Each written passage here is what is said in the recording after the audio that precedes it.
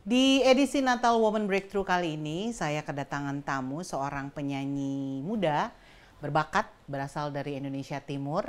Kita akan ngobrol tentang apa sih yang dilakukan, tradisi keluarga yang dia lakukan, apa kesibukan dia di masa pandemi ini. Noella Mikelia adalah tamu saya di edisi Woman Breakthrough kali ini. Jangan kemana-mana, saksikan perbincangan seru kita.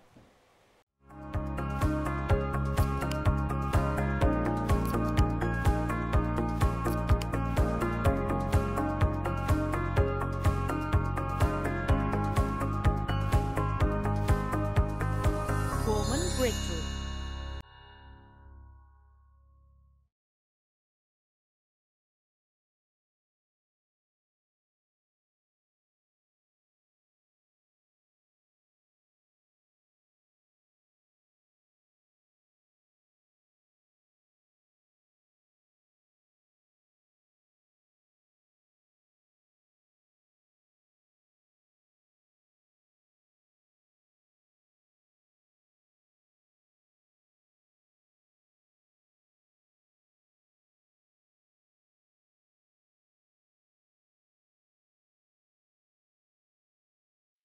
Nah, Noella Siap, Kak. Mikelia ya. Mikelia, Elizabeth Auparai.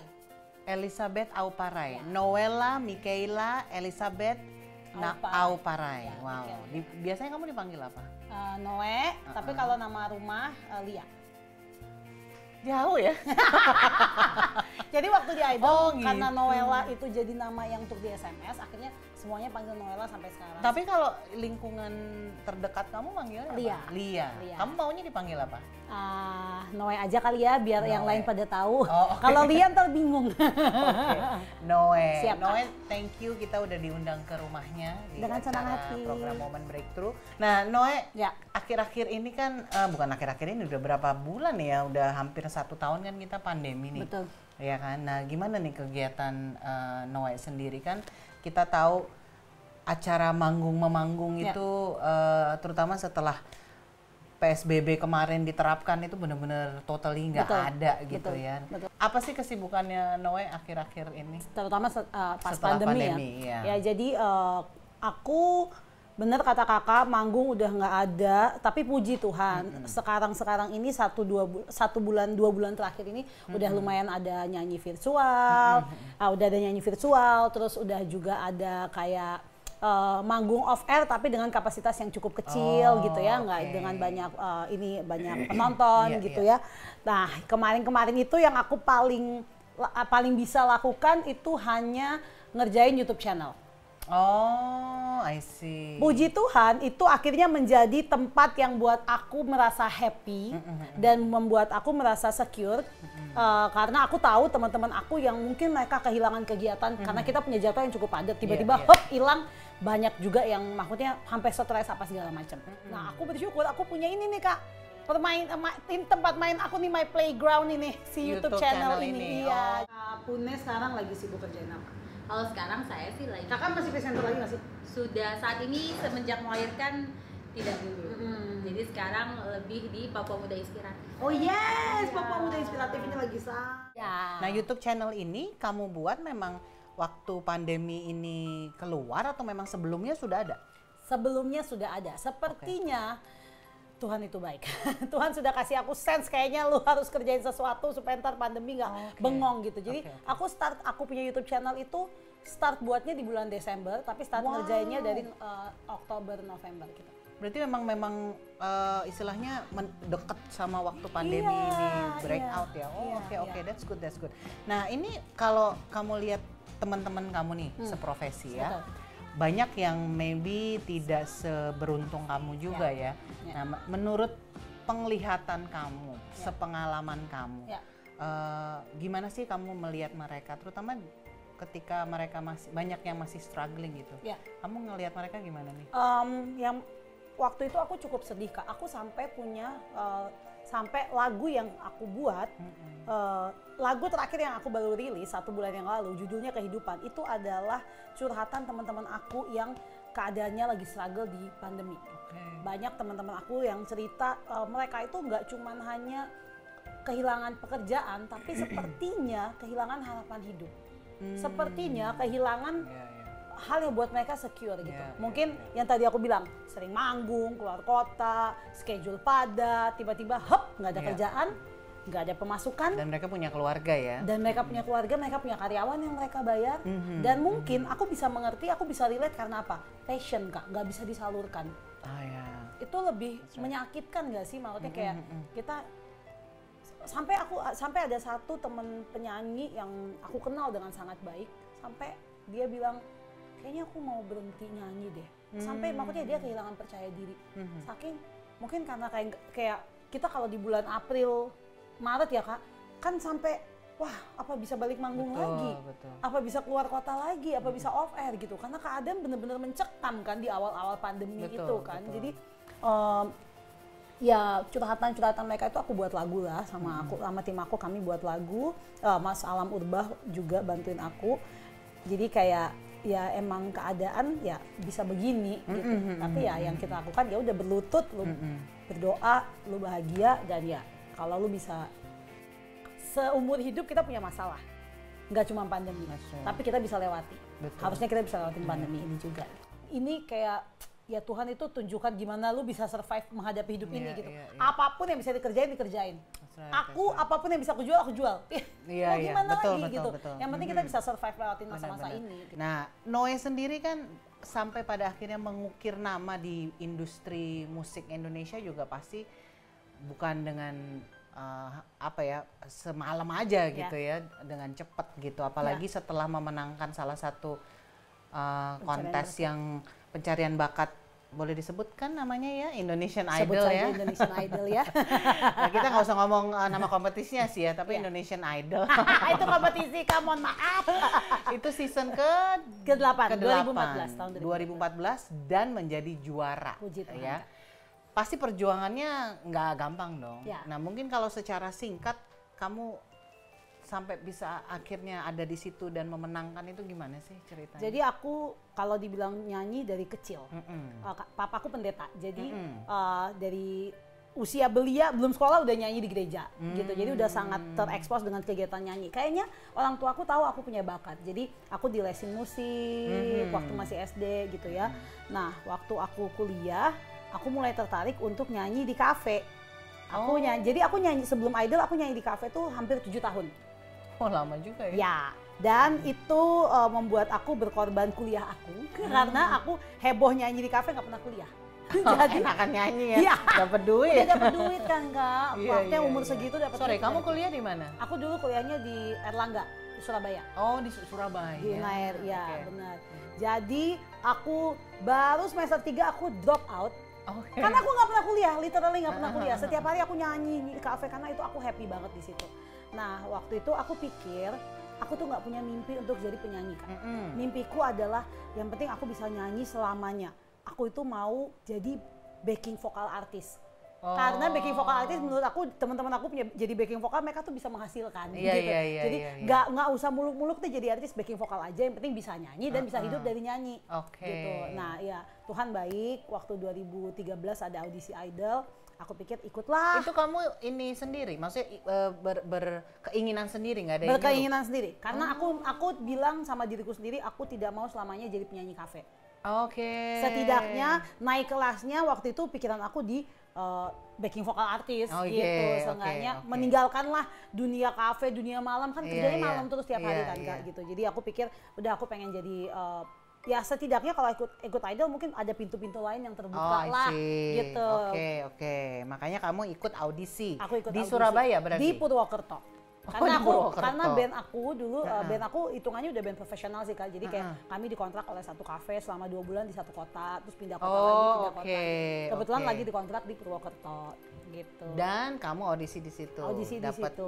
golden ticket Dapat itu ya? silver ticket, Oh, baru silver masuk ke golden ticket dan ya aku nggak tahu Kak, itu kayak jalannya kayak udah terbuka gitu aja sampai menang gitu. Itu tidak pernah kebayang sama sekali. Jadi aku kalau ditanya, Noe kalau waktu kamu ikut Idol kamu memang berpikir untuk jadi juara? Enggak. Kan aku berpikir untuk yang penting bisa keluar dari dunia kafe, nyanyi kafe ini gitu. Ternyata kamu menang. Iya, ternyata. Nah, waktu kamu sempat kuliah kan kamu sempat ngedrop ya, drop out maksudnya. Di drop. Waktu 3 bulan itu Ya. orang tua kamu gimana pada saat itu? Oh, tentu saja marah.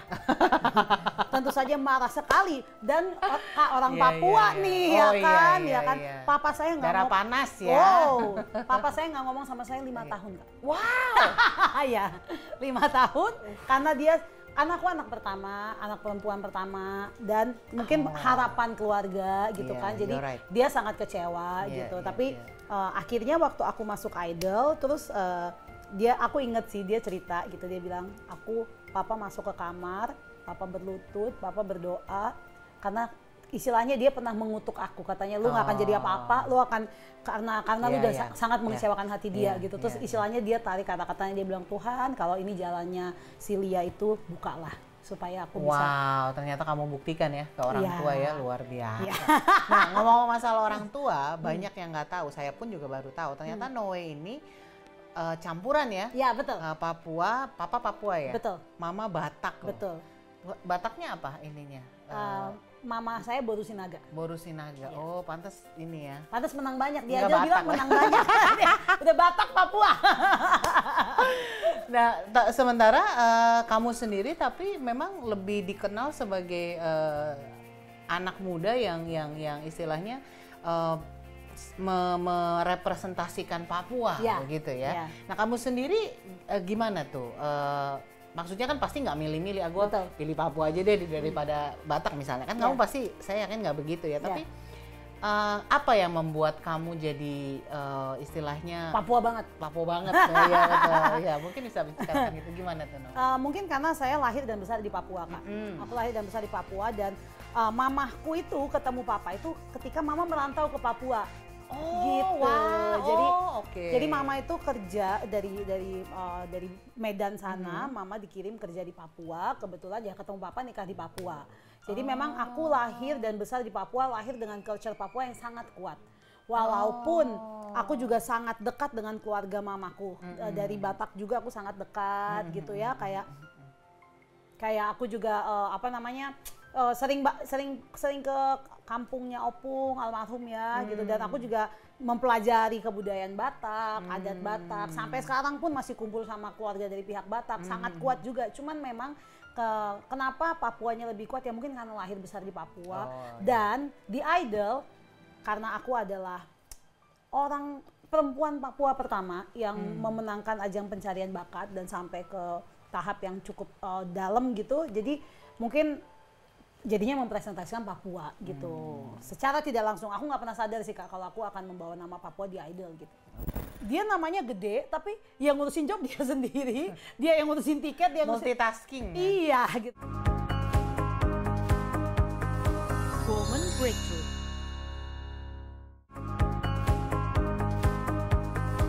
Woman Breakthrough. Oke, jadi artinya kamu di Papua itu sampai ketika kamu kuliah ya, terus kamu pindah ke Surabaya? Enggak Kak, jadi aku lulus SMP, aku dapat beasiswa untuk SMA di Sidoarjo. Oh, jadi ke Sidoarjo dulu? Betul. Dari Jadi, Sidoarjo? kuliah di Surabaya, Aha. terus baru mulai nyanyi keliling-keliling Indonesia sampai masuk Idol. Wow, berarti kamu emang udah kemana-mana ya? Iya, berarti betul, ya? Oke. betul. Kalau selama pandemi ini, project-project apa yang kamu lakukan? Nah, waktu di awal pandemi, aku buatlah project untuk kirim APD ke Papua. Waktu itu aku sadar betul karena aku tinggal di Papua. Kita di Jawa aja masker rebutan. Kita di APD susah banget dapat segala macam.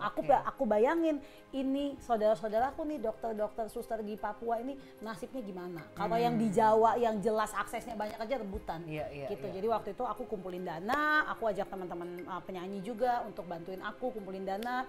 Terus kita bisa kirim ke 5 rumah sakit besar dan 2 puskesmas di Papua gitu ya.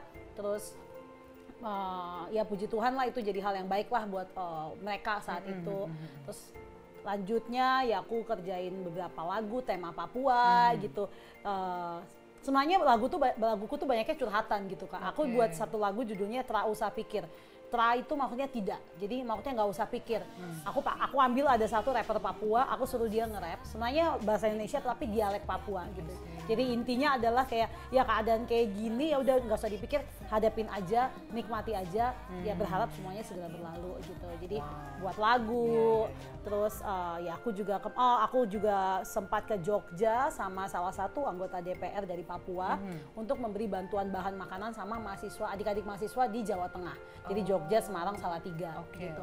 Kebetulan memang beliau Bapak Yan Mandenas ini dia support seniman Papua di Jakarta. Jadi waktu dia tanya, ada nggak seniman Papua mau temani saya untuk kirim bahan makanan ke Jogja? Saya bilang, saya mau. Orang tua masih di sana, keluarga? Orang tua sampai hari ini masih di Jayapura. Nah, kalau untuk mempromosikan Papua sendiri, apakah ada kendala? Nah, ini salah satu hal yang aku syukuri. Papua itu solidaritasnya cukup tinggi. Gitu. Jadi ketika aku bilang, aku butuh ini dong, wah ini ada yang bantuin, ini ada yang bantuin, ini ada yang bantuin. That's good. Ya, jadi aku misalnya kayak aku telepon, aku pengen Kowio sama pemain Persipura dong, bantuin cariin gitu. Oh ini namanya ini gitu. Dan orang Papua itu cukup ini ya, cukup saling bantu satu sama lain gitu. Jadi terutama kami yang sama-sama di Jakarta, musisinya gitu. Kami cukup dekat. Seniman yang di Jakarta, seniman Papua di Jakarta kami cukup dekat. Gitu. Nah, kalau kamu sendiri melihat apa sih yang masih bisa dilakukan nih, terutama untuk menunjukkan potensi dari tidak hanya daerahnya sendiri ya, tapi dari anak-anak mudanya di Papua gitu ya. Menurut kamu tuh apa sih yang bisa dilakukan? Aku tuh bangga banget sama adik-adikku dari Papua. Mungkin Kak Sela dengar kalau sekarang kayak lagu Indonesia Timur tuh lagi naik banget gitu. Sampai kayak orang-orang teman-teman aku tuh kayak mereka udah tahu tuh istilah sako, saya, kamu gitu loh. Karena memang lagu-lagu Indonesia Timur lagi naik gitu. Nah, aku punya harapan besar juga sama adik-adikku ini kayak ya kedepannya harus banyak nih musisi Papua yang ada di dunia entertainment tapi secara profesional gitu. Memang aku melihat ada kendala karena mereka di Papua jauh mungkin belum dapat hal yang ya bisa bantu mereka secara profesional. Karena kemarin aku baru ke Papua, aku ngobrol sama teman-teman musisi sana, mereka ini sendiri, ya upload sendiri, ya promosiin sendiri. Bersyukurnya sekarang zaman sosial media, naik sosial media bisa viral dikit cepet gitu. Tapi sebenarnya mereka sangat kekurangan media yang profesional bisa menaungi mereka gitu. Kayak label, ya kayak manajemen artis gitu. Dia namanya gede, tapi yang ngurusin job dia sendiri, dia yang ngurusin tiket, dia multitasking. Iya gitu maksudnya ya. Aku berharap kedepannya terutama di industri musik ya banyak hal-hal yang profesional yang bisa ada di Papua atau mungkin adik-adik dari Papua mereka bisa hijrah ke Jakarta untuk bisa punya karir yang lebih profesional gitu. Selain itu aku sangat berharap dengan pariwisata Papua yang semakin terkenal lebih hits lagi dan ya gak usahlah orang keluar negeri liburannya ke Papua aja gitu. Seseorang kah? Wah. Aduh, itu pertanyaan saya juga. Siapa yang saya rindukan dia seseorang itu? Woman Breakthrough.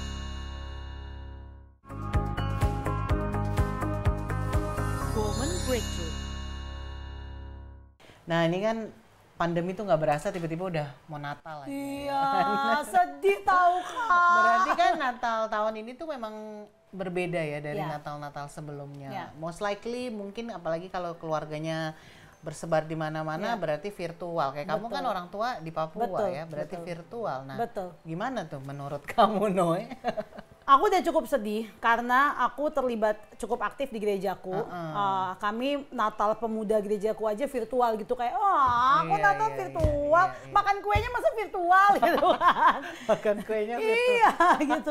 Tapi ya maksudnya memang keadaannya seperti ini ya emang harus dihadapi gitu. Cuman mungkin yang membuat aku pribadi punya harapan lagi adalah kayak aku udah mulai nyanyi, terus udah mulai kayak nanti ada job Natal tapi mungkin secara virtual gitu. Tapi maksud aku kita masih bisa tetap merayakan, kita masih bisa tetap celebrate dan ya setidaknya ya masih bisa Natalan, itu aja sih Kak yang terpenting. Nah, kalau misalnya kamu sendiri biasanya katanya kan aktif di pelayanan ya kalau lagi Natal. Kalau tahun ini apakah memang kamu ada aktif juga pelayanan? aktif, tapi ya seperti itu tadi Kak, karena cuma virtual jadi ya kayak ya kurang bisa all out kurang ya. bisa Biasanya all apa out. nyanyi? Biasanya aku akan nyanyi, paling banyak tuh pasti emang job nyanyi gitu, job nyanyi Natal di mana gitu.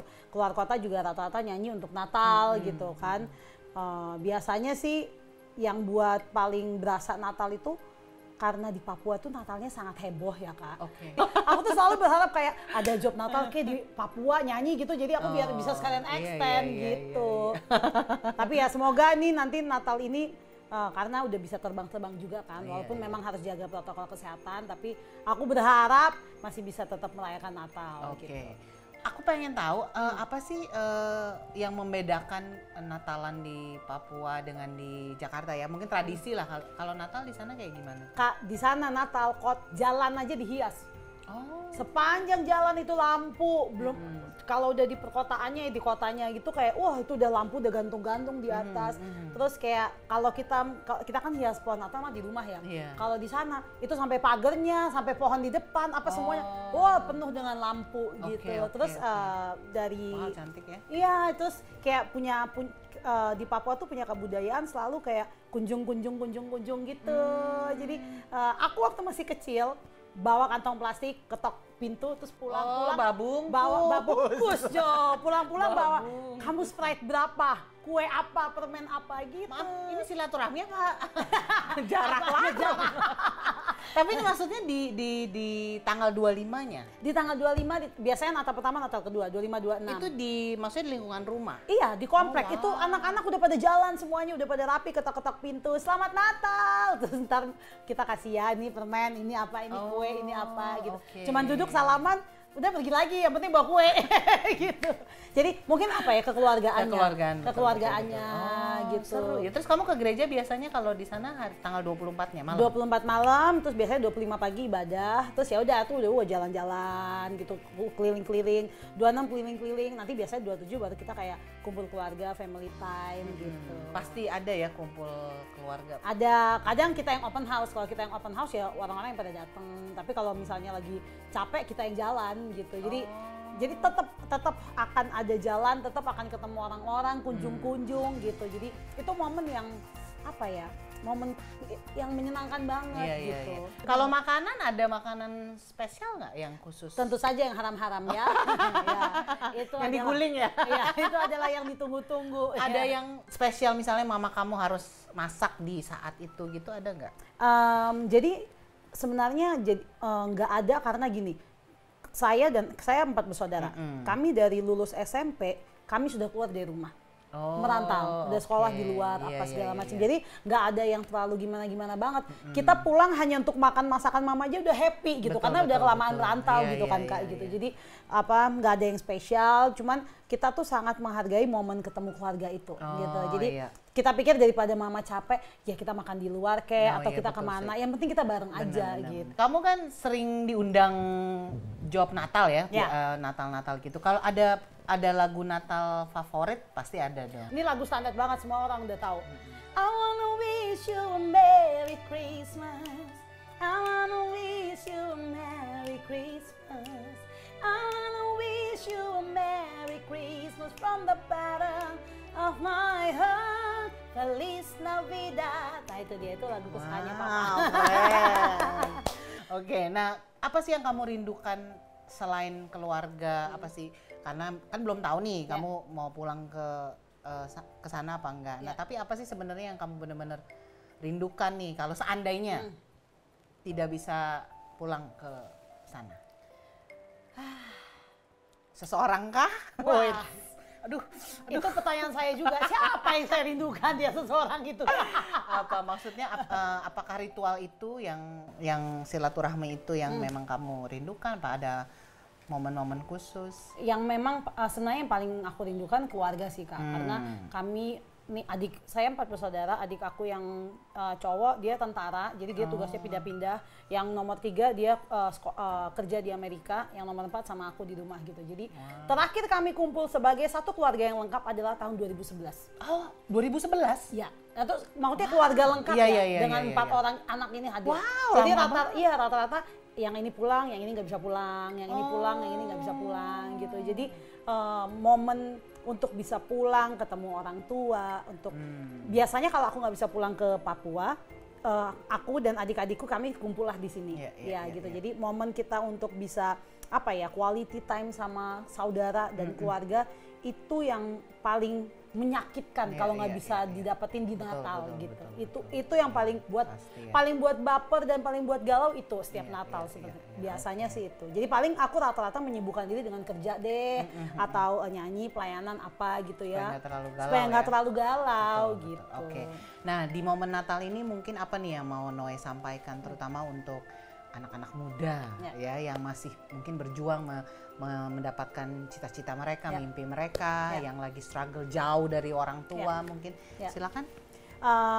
Jadi saya ini adalah anak kampung dari Papua. Saya lahir di Wamena. Wamena itu kota yang sangat kecil di Papua, tapi mungkin saya punya mimpi yang cukup besar. Makanya saya hari ini bisa ada di posisi ini gitu. Jadi ya saya mau kasih encouragement, saya mau kasih semangat buat adik-adikku di kampung manapun kalian berada. Kalau saya yang anak kampung ini bisa, kalian pun pasti bisa. Keadaan emang susah, tapi ya kita punya Tuhan yang luar biasa, kita bisa jalan ini sama-sama. Amin. Noe, thank you very much ya. Thank you so much Kak Sela udah main ke sini. Iya, untuk ceritanya juga, untuk sharingnya juga, kita berdoa biar karirnya makin sukses. Amin. YouTube channelnya makin happening. Jangan lupa like, subscribe, dan apa sih biasanya kalau YouTube channel tuh YouTuber tuh apa sih biasanya? Like, subscribe, aktifkan lonceng, komen, dan ya gitu ya. Gak cocok banget ya jadi YouTuber. Mama suruh jadi YouTuber. Ya udah kalau gitu, thank you, Merry Christmas semuanya. Kita ketemu lagi di episode Woman Breakthrough selanjutnya. Saya Marsha Lalumowa, saya pamit.